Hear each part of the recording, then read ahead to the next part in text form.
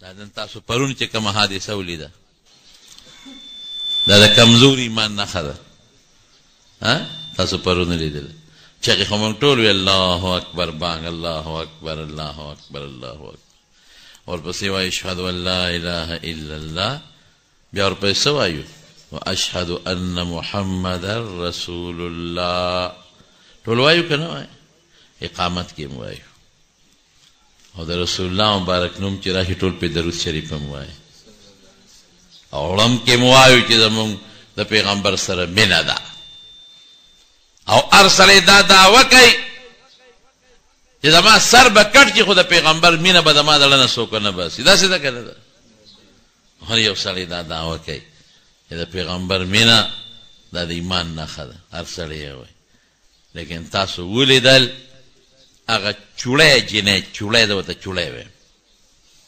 آسیا مسیح د تلیم د سند علاقو ته هلته کې په دې پټو کې مزدور لیبر کم دی او غریبي ده نو دا ښځې هم لګیا دي او خدمتونه کوي دلته چې څنګه ګوډونه سړي کوي داسې هلته سړي هم ګوډ کوي او جنکۍ هم ګوډونه کوي او چې څنګه دلته لوونه زمونږ په دې علاقه کې هم د لو په ورځو کې ښځې هم لو کوي او سړي هم لو کوي لیبر چې نه داسې هلته لګیا دي پټو کې ښځې هم خدمت کوي سړي هم کوي نو هلته هندوان ډېر دي هلته عیسایان دا چوړیان ډېر دي نو هلته دا خدمتونه ټول د هندوان کوي سپلی نی غریبانان دي جامع کمزوري کورونه داسې نشته لکه زمونږ کچه کوټې دي دتلې او شپو دیوال هم نیسه شپولونه دي دا غریبانان لګیا دي پټو کې خدمتونه کوي نو دا جینۍ هم د یو چوړي لور ده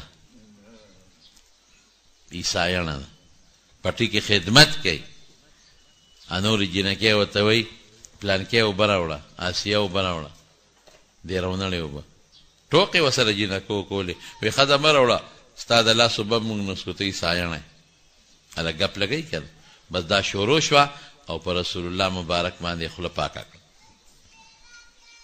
او داسې کنځلې وکړل چې سم کنځلې وکړل او یوازې رسول الله مبارک ته نه په اسلام او په دین پسې هم کنځل وکړل بس خلک بلوا شو چې دا خو تا سره مونږ ګپ لګو ته مو وایې چې زه مسلمان د لاس اوبه نسکم دا څه خبره تا ته مونږ ده وایي ته وایې چې ستا د لاس اوبه نسکم ته مسلمان یې نو تا خو زمونږ پیغمبر پسې کنځل وکړل زمونږ دین پسې دې کنځل وکړل دا دې څه وکړل پولیس راغی غوبل جوړ شو کور وله سودا کو پولیس راغی کور یې وله بچ کو جینۍ ګرفتاره شو چا بیا وی چې دا د جینۍ وایي چې دا خبره ما نه ده کړې بیا د قوم مشرانو راوسته داسې حجرې ته دقسې حجرې ته او دا راله د دې خپل مور پلارونه ټول ولاړو په موقع او چې ودرېده وی رښتیا خبره کوه وی رښتیا مې ویلي دي بلکل مې کړي دي دا خبرې ستاسو پیغمبر دین پسې مې مخکې هم کړي دي اوس یې هم کوم او بیا به هم کوم یو ریکارډ موجود دی اوس پټ پناه خبره نه ده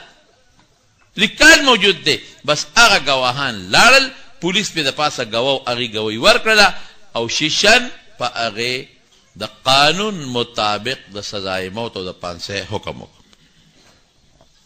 دا زموږ قانون دی د پاکستان آیین او دستور چې چام د پیغمبر توهین وکړو یوازې زموږ د پیغمبر مبارک نه د نومې پیغمبر د نومې پیغمبر چې چا توهین وکړو د هغه سزا مرګ دی سزای موت پرون په ډکه جلسه کې مولانا سمیع الحق صاحب یو خبره وکړله وی چې د اوباما زمانه وه نو ما پسې سفیر سړی راولېږه چې یو وفد د امریکې نه راځي تا سره میلاویږي کوم ځای میلاو شي وی ما وله ټیم ورکړه په پنډۍ کې په پنډۍ کې زما کور و هلته وفد راغې د وفد قیادت چا کو مشر یې څوک و په امریکا کې چې کوم یو مسلمان و هغه یې مشري کوله مبارک ته کنځل وکړل نو د هغه سزای موت دی نو مونږ تاله راغلي یو مونږ نور ټول رضا کړي دي خو دا مولیان نه رضا کېږي دا دفع ښکل غواړي وی ما ورته چې پاین کې خو دا دفع نشته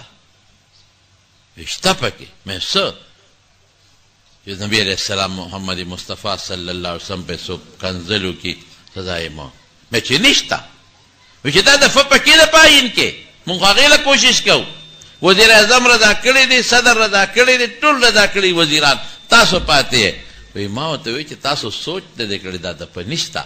ولې نشته؟ هغې کې دا نه دی زمونږ د پیغمبر، هغې کې دا دی چې نوم پیغمبر آدم علیه السلام نه و رسول الله مبارک پورې والا چې نوم پیغمبر پسې چا ګستاخي وکړه سزای موت دی. کې عیسی علیه السلام هم شته. څه مو خیال دی که عیسی علیه السلام پسې څوک کنځل وکړي نو تاسو به برداشت کوئ؟ نه. ستاسو د امریکې قانون څه دی؟ که عیسی علیه السلام پسې څوک کنځل وکړي تاسو څه قانون دی په امریکا کې؟ بس وی سرونه یې ښکته کړل. مې چې وایه راته هغه ما ته ځان هم دا خبره کړې ده، پرون خو یې مختصر وکړه خو ما ته ځان له ویلې ده. ووایه عیسی علیه السلام پسې څوک کنځل وکړي تاسو به څه کوئ؟ وی سر مې چې وایه راته ما ته ستاسو آیین معلوم دی. یو زمونږ سزای موت. مې چې بس مونږ یوازې عیسی علیه السلام نه به ټول پیغمبران وردن نه کړی. بس سړی سپک پاسېده. بنیاد دا دی چې زما ملک د اسلام او د مسلمانۍ ملک دی. موږ ټول مسلمانان یو، ټول وایي الحمدلله. زما چې په پلار ته څوک کنځل وکړي، تا مور په څوک کنځل وکړي، خدای مکړه ستا بیبي ښځې پسې کنځل وکړي، ټوپک له منډه وایه که نه وایې؟ وایه. بیا خو وایي هلکه مړه ولې دې وویشته؟ د زما ښځې ته کنځل وکړل. والې به هم خو زما دا ښځی ولې وکنځل؟ ته په خپله ښځه خفه کېږې، په خپل پلار خفه کېږې، په ځان خفه کېږې، او بیا عدالت ته نه دی مړه عدالت پکې سي ورېږه دلته یې باجه کوم. نو په پیغمبر به نه خفه کېږو؟ او دا خو د قرآن وینا ده، دا خو د حدیث وینا ده. نو شیشن جج هغه د پانسۍ حکم واورو، ثبوت ورسره. جنۍ لاړه په هائی کورټ کې اپیل وکړو، هائی کورټ اپیل خارج کړو، هائی کورټ هم دا وویل چې دا مجرمه ده او سزای موت د قانون مطابق. جنۍ لاړه او اپیل یې دایر کړ په سپریم کورټ کې. سپریم کورټ په اخوا دیخوا شکونه مکونه اخوا دیخوا جنۍ پرون پرېښودله. او ما واوره د فرانس پارلیمنٹ پرون په دې فیصله جشن منو کړی دی. جشن یو ښځه پاسي په انګریزۍ کې لګیا ده وایي چې د پاکستان افسوس سپریم کورټ جج ثاقب نثار نوم هم اخلي او د پاکستان حکومت نن کارنامه وکړه واسیا مسیح هغه پرېښودله او ټول جشن کوي او پرې خوشحالېږي. ورشه امریکا کې د خوشحالۍ نه خلک ګډېږي، په لندن کې د خوشحالۍ نه خلک ګډېږي، په فرانس کې د خوشحالۍ نه خلک ګډېږي. دا زما ملک دی، دا وطن دی. د پیغمبر دشمن لته ازادي ورکوه او بیا وایي چې بس دا ولې داسې شوي دي. ما اوس هم په هغه جلسه کې وی حافظ صاحب موجود و، مې د پاکستان عدالت به سي او فیصلې به سي. اوسه پورې دنیا مړي خلکو کړي چاته به کې پانسي میلاو شوی دی. د دنیا خلکو پردې کورونه نیولي دي چا نه ولا واغشت. د دنیا خلکو پردې دکانونه قبضه کړي دي چا نه واغشت. د دنیا خلک د ظالمانو د لاسه په اور کې ولاړ دي، کم ظالم ته چا څه وایي؟ په دې عدالت دې اعتبار وکړو. زما رڼو ایمان او اسلام زمونږ د حکمران طبقې او د دې غټو غټو کورسو والا خلکو دقسې دی لکه د دیوال له چې دا سپین رنګ ورکړی شوی دی، خو چې لږې پیسې والا ورکړي ختم. ایمان د خدای زمونږ مضبوط کړي. رڼو ګورې یاد ساتی چې کله زنکدني دغه وخت به شیطان لګیږي در پسې پرېږدي به دی نه. نو چې د چا داسې ایمانی لکه د دیوال رنګ، نو شیطان به دا رنګ د لاندې وغورځوي او کافر به د دنیا نه تېروي. او چې د چا ایمان مضبوط او پخته وي لکه زما د دې رومان، نو شیطان د زړه دان له وشلی وایي انشاءالله چې ایمان به دې ختم نه کړي.